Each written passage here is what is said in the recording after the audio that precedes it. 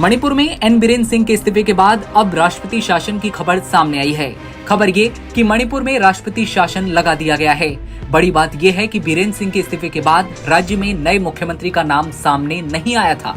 ऐसे में राज्य में राष्ट्रपति शासन की अटकलें लगाई जा रही थीं। अटकलों के बाद अब खबर आती है कि उस राज्य में जहां दो समुदायों में टकराव थमने का नाम नहीं ले रहा था, खबर ये कि वहां राष्ट्रपति शासन लगा है।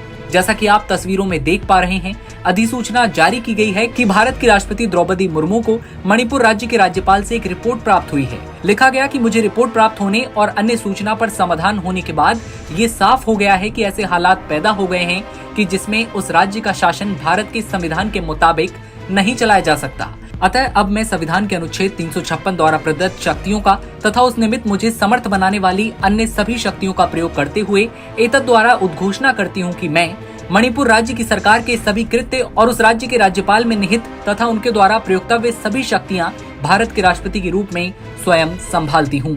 जैसा कि आप अब आगे भी पढ़ पा रहे हैं, मणिपुर में इसी के साथ राष्ट्रपति शासन लग गया है। मणिपुर में मई 2023 से अब तक दो समुदायों मैतेई और कुकी समुदाय के बीच टकराव के बाद भयंकर हिंसा हुई है। इस हिंसा में 250 से ज्यादा लोगों की जान जाने की भी बात कही जाती रही। कहा जा रहा है कि बीरेन सिंह के इस्तीफे के बाद बीजेपी विधायक दल में नए सीएम के नाम पर सहमति नहीं बन पाई। न्यूज एजेंसी की रिपोर्ट के मुताबिक बीरेन सिंह भाजपा विधायकों के बीच समर्थन खो रहे थे। इनमें से कई ने अपनी चिंताओं को व्यक्त करने के लिए दिल्ली में पार्टी नेताओं से मुलाकात भी की थी। इसके बावजूद मणिपुर बीजेपी अध्यक्ष ए शारदा देवी ने किसी भी मतभेद से इनकार करते हुए कहा था कि बीरेन का इस्तीफा राज्य के भविष्य के लिए है। उन्होंने कहा था कि उनका इस्तीफा शांति की इच्छा से प्रेरित है और उन्होंने लोगों की सुरक्षा सुनिश्चित करने के लिए केंद्र से निरंतर समर्थन का भी आह्वान किया था। अब बात करें भारत में राष्ट्रपति शासन के दौरान क्या होता है।